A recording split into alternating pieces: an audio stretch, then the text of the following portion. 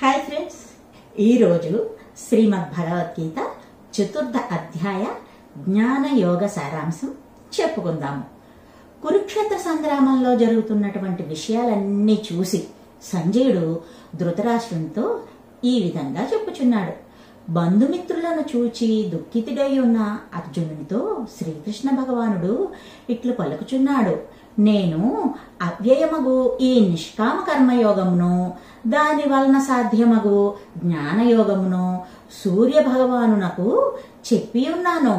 సూర్యుడు వైవస్వత మనువుకు, మనువు తన పుత్రుడు ఇక్ష్వాకునకు బోధించారు. ఓ అర్జున, ఇట్లు గురు శిష్య పరంపరగా వచ్చిన నిష్కామ కర్మయోగము రాజర్షులు తెలుసుకున్నారు. దీర్ఘకాల క్రమమున ఈ లోకమున ఈ యోగ సాంప్రదాయము నశించినది. నీవు నాకు భక్తుడవు, సకుడవు కనుక సర్వోత్తమము అతి రహస్యము అయినటువంటి ఈ ప్రాచీన యోగమును నేను నీకు నేడు తెలిపి తిని.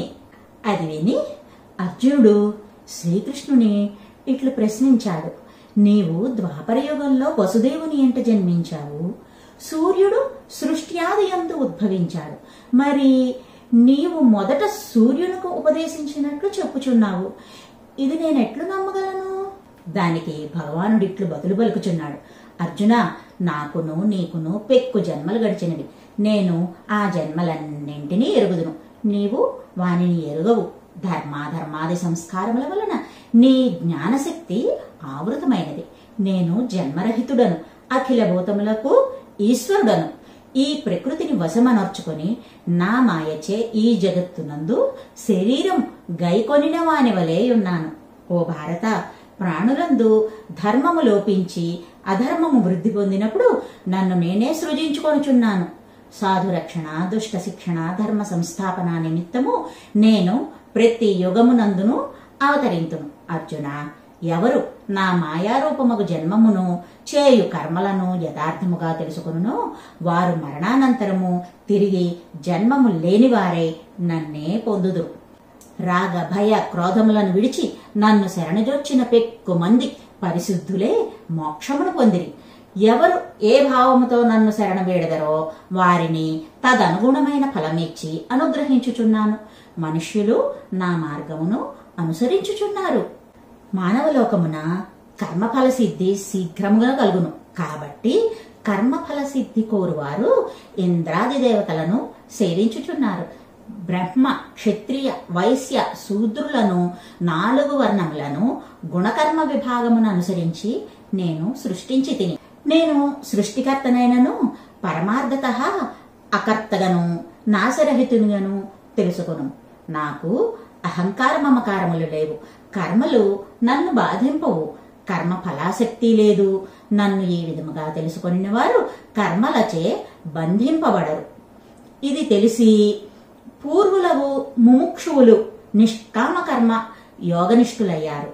నీవును అట్లే ప్రవర్తించుము. ఏది కర్మ, ఏది అకర్మ అను విషయములు పండితులు కూడా చెప్పలేకున్నారు. దేనిని తెలుసుకొనినా సంసార బంధము నుండి విడిపడదవో అట్టి కర్మతత్వము నీకు చెప్పెదను, వినుము. శాస్త్ర విహిత, శాస్త్ర నిషిద్ధ, తటస్థ భావరూపమగు అకర్మతత్వము విషమమైనది. మరి శరీరమే నేనను ధ్యాస వలన దానిని తెలుసుకొనుట కష్టమగును. కర్మ వికర్మములు శరీరనిష్టములు, ఆత్మనిష్టములు కావు. అకర్మయందు కర్మ విశేషమును చూచువాడు యోగి, సంసార విముక్తుడు. ఎవని సమస్త కర్మలు కామపూరిత సంకల్పము లేకుండా ఉండునో అట్టివారు పండితులు. కర్మఫలాసక్తిని విడిచి సదా తృప్తులై ఉండవలెను. మనుజుడు శరీర స్థితిమాత్ర ప్రయోజనములకు కర్మలను ఆచరించినప్పటికీ పాపపుణ్యములను పొందడు. లాభ నష్టములందు సమభావము గలవాడు కర్మలను ఆచరించినను సంసార బంధములను పొందడు. స్థిరమైన మనస్సు గలవాడు ధర్మాది బంధముల నుండి ముక్తుడవును. అతను చేయు కర్మలు ఫలములతో సహా నశించును. యజ్ఞములందు ఆజ్యాదులు, హవిస్సులు, అగ్నిహోత్రము, హవనక్రియ ఇవన్నీ బ్రహ్మస్వరూపము. కొందరు యోగులు ఇంద్రాది దేవతలను ఉద్దేశించి, మరికొందరు అగ్నిని ఉద్దేశించి యజ్ఞములు చేయుచున్నారు. కొందరు కరాది ఇంద్రియములను, మరికొందరు శబ్దాది విషయ ఇంద్రియములనడి అగ్నియందు హోమము చేయుచున్నారు. మరికొందరు యోగులు ఆత్మ సంయమనమును అగ్నియందు, ఇంద్రియముల వలన జరుగు సర్వకర్మలను హోమము చేయుచున్నారు. కొందరు యజ్ఞబుద్ధితో ద్రవ్యమును దానము చేయుచున్నారు. మరికొందరు తపస్సు అనే యజ్ఞము చేయుచున్నారు.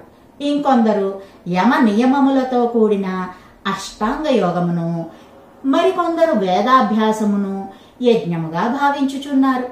ప్రాణాయామ తత్పరులగు వారు ప్రాణవాయువును ఆపానవాయువునందు హోమము చేయుచున్నారు.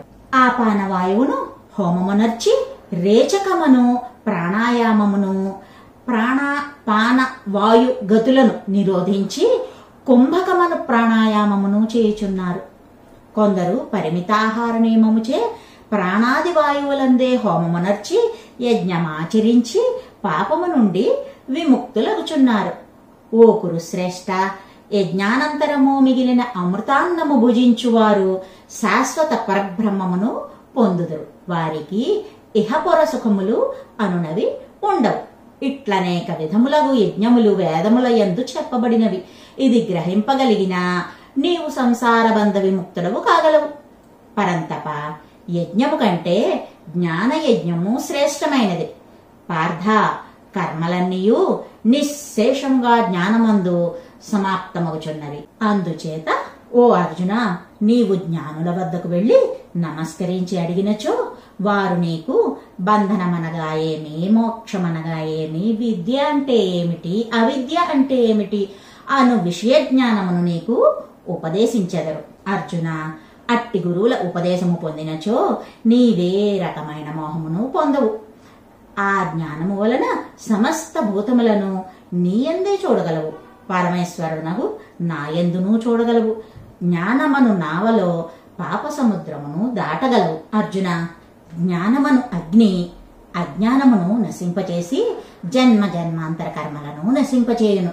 కర్మయోగము సమాధి యోగములచే జ్ఞానమును పొందుము.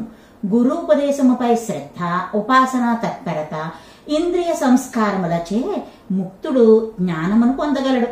దానిచే మోక్షమును పొందును. సంశయ చిత్తునకు ఇహపరలోకములందు సుఖము కలుగదు. ఓ ధనంజయ, సర్వకర్మలు పరమేశ్వరార్పణము చేసిన ఆత్మజ్ఞానికి శరీరము కల్పింపబడదు. సంసార బాధలు ఉండవు.